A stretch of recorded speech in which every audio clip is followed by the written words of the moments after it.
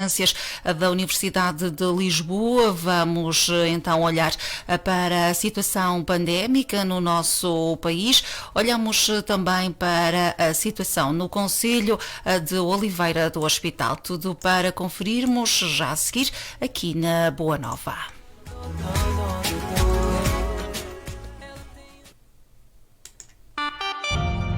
As notícias, a informação, os destaques, as entrevistas e os passatempos.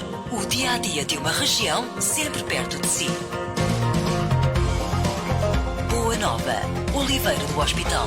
Acompanhe-nos em radioboanova.pt e no nosso Facebook. Muito boa tarde. Vamos então dar início ao espaço de análise à pandemia Covid-19 com o professor Carlos Antunes, que saudamos. Boa tarde, professor.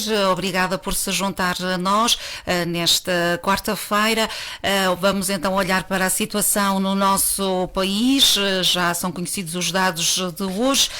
Verificamos que há 663 novos casos de infecção, mais 3 mortes. Professor, o RT também está a subir. Como é que podemos olhar para estes números, ou que explicação é que nos pode dar a esta altura? Muito boa tarde. Boa tarde, Liliana, e boa tarde também, cumprimentar a todos os ouvintes da Rádio Boa Nova. Como era de esperar, com o aumento de mobilidade, ou seja, a redução do confinamento, há um aumento de contactos, e o aumento de contactos proporciona um aumento de contágios. O RT é exatamente uma variável que depende do número de contactos, depende também das características próprias da infecção, como seja o período de infecciosidade e também a taxa de transmissão, havendo um aumento de contactos, o número de pessoas que um infectado infecta por dia vai aumentar. E, portanto, era o que era esperado. Eu penso que há 15 dias ainda não tinha esta análise dos grupos etários das crianças que iniciaram as aulas presenciais, porque na altura ainda não era evidente esse sinal, mas já há mais de uma semana que análise sobre os grupos etários escolares do pré-escolar e do primeiro ciclo mostram um aumento mais significativo da incidência face aos restantes grupos. Há grupos que ainda estão a diminuir a incidência, mesmo com o efeito da Páscoa, mas estes dois grupos, de 0 aos 5 e do 6 aos 12, mostra já desde a última semana de março um aumento da incidência e com taxas bastante elevadas. Tive há pouco a informação que o número de surtos que o próprio Ministério da Educação tem sobre o primeiro ciclo, uma vez que pré-escolar penso que é da responsabilidade de outro Ministério, é já um número significativo em termos percentuais relativamente à população que está em aulas presenciais, muito mais significativo do que as primeiras semanas de janeiro. Isso é um indicador também que vai corroborar com esta análise que eu faço. Ora, o que nós soubemos também é que durante a semana da Páscoa houve pelo menos 1 milhão de portugueses que passaram as férias fora da sua zona residencial. Portanto, isso é compatível com a redução do confinamento e aumento de mobilidade e, portanto, era de esperar que houvesse esse aumento. Tivemos, obviamente, também, como aconteceu no Natal, um período de redução da atividade laboratorial, ou seja, essencialmente na sexta-feira da Páscoa houve uma redução significativa da análise de amostras de testes de PCR, uma vez que os testes antigénio são testes rápidos e, portanto, sabem-se o resultado na hora, são os testes PCR que confirmam os testes antigénio e que também são os principais sobre a população dos suspeitos infectados, havendo uma redução da atividade, portanto o número de casos notificados durante o fim de semana sofreu, digamos, uma diminuição. E esses números foram repostos depois na terça-feira, com os dados de ontem, mas também, a partir de segunda-feira, houve um aumento de testes antigénio, uma vez que quer o primeiro ciclo, quer o segundo e o terceiro ciclo que agora iniciam, estão a fazer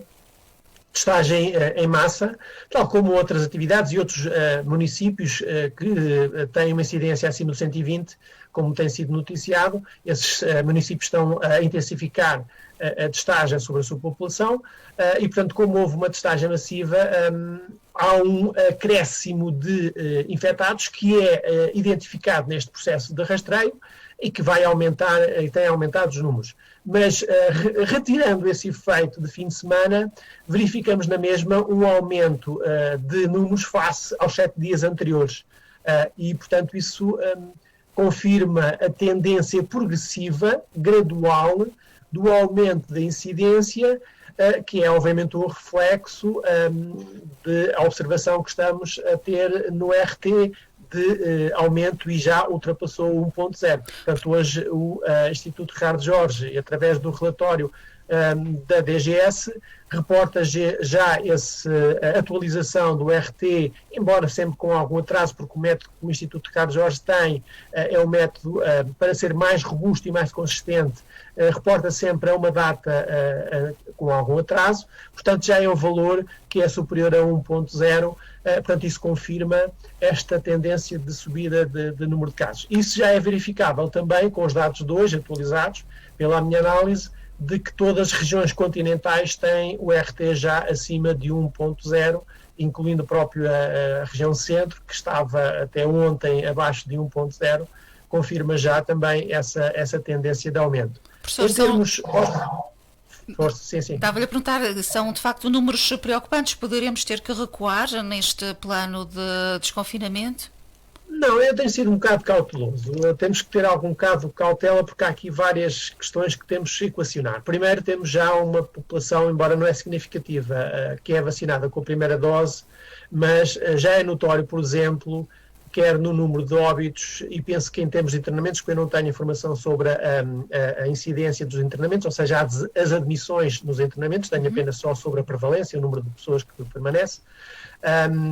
É notório que o grupo de mais 80 já se nota, de facto, uma diminuição e a incidência continua a diminuir. Portanto, aí vamos ter um impacto positivo da vacinação, que esperemos que este mês tenha uma nova dinâmica, um novo ritmo, um novo aumento de vacinação.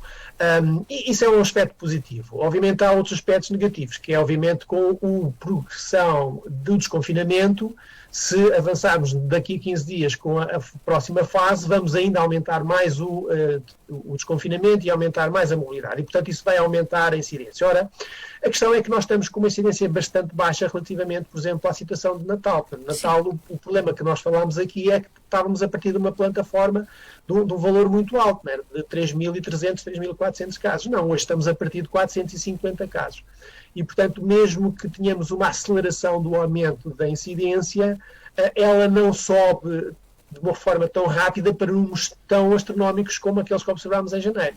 Portanto, nós ainda temos que passar a barreira dos 120 casos por 100 mil habitantes, que corresponderá a uma média diária na ordem dos 800 casos. Nesta altura estamos a cerca de metade, não é? Estamos com 64,3%. Exatamente. Portanto, com este RT, nós estamos com uma taxa de aumento diário que anda à volta de 1% a 2%. Ora, isso corresponde a uma duplicação de casos a cada 35 dias, a cada 30 dias. Ou seja, se tivéssemos este ritmo, nós só duplicaríamos este número de casos daqui a um mês. Portanto, o ritmo é muito lento. E não há grande preocupação. Há alguma cautela, que tem, obviamente, exigir uma monitorização dos indicadores, isso está a ser feito, e a própria comunicação social descortina exatamente isso, todos os dias insistem com a questão do R, uma vez que o Primeiro-Ministro assumiu, quando fez a sua apresentação, porque se passássemos o R para cima do 1.0, teríamos que rever a situação, e obviamente só isso fez com que a comunicação social colocasse todos os dias essa pressão. E, portanto, essa pressão está aí. A Academia também acompanha esta evolução. Certamente poderá haver situações em que, se verificarmos um aumento significativo da incidência, que isso se repercute no aumento de internamentos, esse é que é o facto indicador. Não é o aumento do número de casos que deve assustar, é o aumento de internamentos. Porque os internamentos continuam ainda, mesmo assim, com uma maior desaceleração, mas continuam ainda a diminuir, quer os cuidados intensivos. Portanto, sabemos que os hospitais já retomaram a sua atividade em níveis perfeitamente normais, portanto, estão a recuperar operações e atos programados que tinham sido adiados, estão a recuperar isso a um bom ritmo. os cuidados intensivos estão muito ocupados, mas essencialmente com essa retoma da atividade. Isso é o que nós pretendemos. Quando a incidência chegar a um ponto em que se traduz num aumento dos internamentos, aí sim há que analisar melhor e ver a própria evolução. Não é os números em si que mais nos assusta, é a sua evolução. Se os números começarem a evoluir de uma forma muito rápida, isso assim pode ser, digamos, preocupante. Claro que a monitorização também das variantes de preocupação, a variante inglesa, a variante da África do Sul, que aparentemente, segundo o que a DGS diz, já está em transmissão comunitária, porque já há casos em que não tem ligação com casos de viajantes, portanto são casos que já apareceram, obviamente também a do Brasil.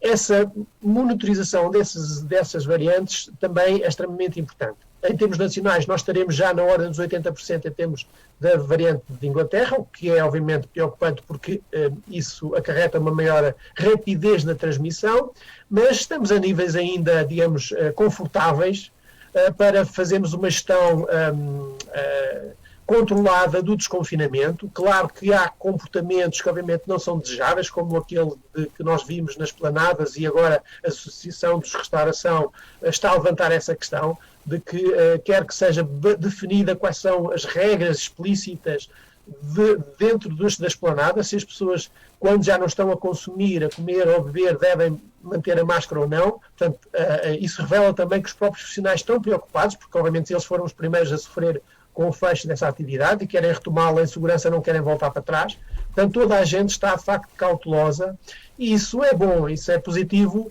porque já aprendemos, obviamente, com os erros e portanto, continuando, digamos, dentro dessa postura responsável, consciente e vigilante na evolução, dá-nos segurança de podermos avançar cautelosamente. Eu, pessoalmente, tenho dúvidas se poderá haver o cumprimento da calendarização que foi apresentada, ou seja, poderá haver suspensão de alguma abertura de algumas atividades. Okay? Isso eu acho que pode ser ponderado. Ora, o retrocesso, só mesmo numa situação muito extrema, muito particular, é que poderia ocorrer. Não acredito, posso estar enganado, não é? Que isso vá ocorrer, pelo menos nos próximos tempos. Portanto, é possível que continuemos neste processo e que, com a vigilância que a gente faz, comunicação social, a opinião pública, etc., que consigamos manter a situação. Agora, temos é que fazer pressão para que a vacinação continue a bom termo e que aumente o seu ritmo, essencialmente. Ainda que haja este impasse grande com a vacina da AstraZeneca, não é, professor? Sim, mas não é impeditivo de vacinarmos os mais vulneráveis. Repare, nós já fizemos, penso que 1.600.000 doses, 1.500.000 doses. Os mais de 80 anos são 670.000 pessoas. E, portanto, perguntamos porquê é que os mais de 80 anos já não estão todos vacinados. Okay? Se nós já demos mais de 1.500.000 doses, mais 500.000 segundas doses, portanto já demos mais de 2 milhões de vacinas e os mais de 80 não estão todos vacinados, estão com 85% apenas de cobertura. Perguntamos isso, não é? Perguntamos porque é que as pessoas que têm doenças graves, mesmo com menos de 80 anos, com mais de 50 anos, não foram vacinadas ainda numa grande percentagem. Isso é já uma estratégia, uma prática que eu discordo muito e sei de recomendações que a Comissão de Vacinação fez e que ficaram na gaveta durante muito tempo, que poderiam ter acelerado esse processo. Portanto, aí eu acho que não estamos a fazer as coisas de forma devida, porque o que nós queremos em primeira mão é proteger de ser contaminados os mais vulneráveis. Não são pessoas de 30 anos saudáveis, um professor que é saudável e que vai ser vacinado antes do seu pai ou antes do seu avô. Acho que isso é completamente errado, mesmo que sejam 200.000 vacinas que vão ser colocadas nos professores, são 200.000 vacinas que podiam ser postas para proteger os mais vulneráveis, para que eles não tenham situações gravosas de doença. Que levem à morte, não é?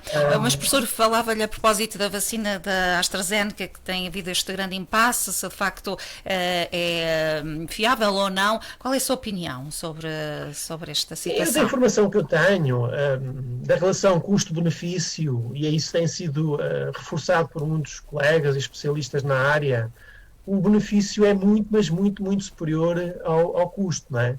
Agora, a ciência progride de forma muito vagarosa o seu conhecimento específico sobre um processo que foi extremamente rápido, porque em termos normais nenhuma vacina obteria a autorização para ser comercializada e aplicada num espaço de tão curto tempo. Os especialistas falaram nisso. Portanto, há um certo risco. Sabe-se agora da Inglaterra que esse risco de coagulação para as pessoas que levaram a vacina é maior, embora muito baixo, é maior nas populações mais novas. E eles tomaram penso que vão tomar essa recomendação, que é não ser administrada a menos de 30 anos. Mas, obviamente, a proporção de casos que ocorre é ínfima. Portanto, todos os medicamentos têm efeitos colaterais, nós sabemos, mas é graças aos medicamentos, às vacinas, que nós temos o nível de saúde que temos. E, portanto, claro que cada informação que a gente tem da ciência que nos diz qual é a melhor forma para aplicarmos esta vacina, devemos segui-la e, portanto, não devemos desprezar a existência dessa vacina. Se ela não é indicada para grupos etários mais jovens, então que seja posta em prática essa recomendação. Mas eu não sou contra daquilo que eu conheço, não é? A informação que eu tenho, que seja suspensa a vacinação. Pode ser alterada o plano de vacinação em função do conhecimento que se vai adquirindo. Professor, olhando para a nossa situação mais de âmbito local e regional, professor, soubemos esta tarde que 6 professores e um assistente operacional do agrupamento de escolas de Oliveira do Hospital tiveram resultado positivo para a Covid-19 na testagem que ontem foi realizada. Foram realizados 229 testes e a direção do agrupamento de escolas, com o delegado de saúde pública, decidiu que 15 turmas vão ficar em casa amanhã. Hoje foram repetidos testes a estes profissionais para confirmar se de facto estão de facto positivos. Está-se a criar aqui algum alarmismo, pode-se dizer, entre a comunidade, mas esta acaba por ser a melhor atitude, que os alunos que estiveram em contacto com estes professores estejam em casa. É assim que se deve proceder? Sim, claro, isso são medidas de precaução, isso são medidas de saúde pública, não é? Era exatamente esse tipo de medidas que nós apelávamos logo em fevereiro, de que a testagem maciça, em massa, fosse posta em prática para poder compensar o efeito do confinamento. Nós não podíamos estar confinados o tempo todo. E este é o procedimento correto. Portanto, os testes rápidos antigênio têm menor especificidade e menos sensibilidade e, portanto, carecem de uma validação. Por isso é que os positivos são sempre validados com o PCR para termos uma validação e uma confirmação, evitar situações de casos falsos positivos ou de colheitas mal feitas. E, portanto, essa é a confirmação. E a precaução, obviamente, de isolamento profilático é também o mesmo, reforçado também com outra medida que também foi imposta pela própria norma da DGS, que todos os contactos diretos com as pessoas infectadas sejam também eles testados para de forma a quebrarmos mais rapidamente, de forma precoce, as cadeias de transmissão e daí não se amplificar. Esses 6 casos, como está a dizer, não estão ainda aqui na minha base de dados. Portanto, sim, são do agrupamento de escolas, poderão não ser professores do Conselho, não é? Do Conselho, exatamente. Sim, mas, sim. De qualquer modo, vamos imaginar que 3 deles sejam. Portanto, havia 5, nós tínhamos 7 casos nos últimos 14 dias, portanto, isso vai aumentar o número de casos por 14 dias e vai aumentar também a taxa de incidência, que está, a dia 5 estava a 36 casos por 100 mil habitantes, portanto, com mais, imaginamos, mais 3, isso vai passar para 52 casos por 100 mil habitantes. Portanto, ainda aquém, muito aquém dos 120, e, portanto, mas é bom que seja feita de rápida essa detecção para evitar cadeias de transmissão. Portanto, repare, se isso não fosse feito, não é? Essas pessoas estariam mesmo que assintomáticas. Portanto, estão assintomáticos, sim. Exatamente. Repare, 70% das pessoas que são detectadas são assintomáticas, só apenas 30%. Portanto, só 3 em cada 10 é que teriam, portanto, provavelmente alguns destes poderiam até desenvolver ligeiros sintomas. Mas o perigo é eles criarem cadeias de transmissão.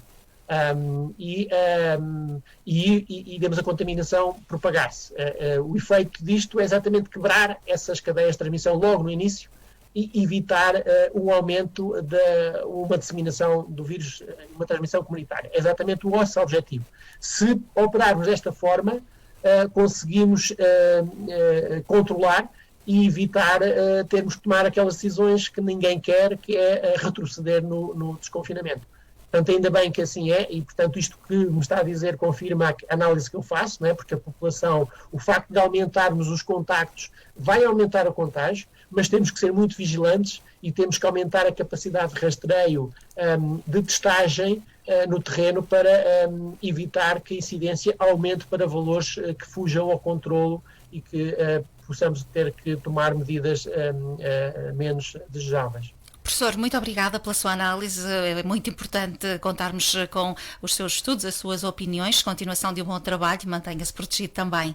Obrigado, Liliana, e obrigado e boa tarde a todos e até daqui a 15 dias. Cá até daqui a 15 dias. Novamente para uma análise. Muito obrigada. Muito obrigada. Estivemos então com o professor Carlos Antunes, da Faculdade de Ciências da Universidade de Lisboa. Estivemos a analisar os números da pandemia da Covid-19 no país. Também olhámos para a situação no Concelho e, de modo particular, para o agrupamento de escolas de Oliveira do Hospital, onde foram identificados 7 casos positivos de Covid-19. Ficamos então com a emissão da Boa Nova. As notícias.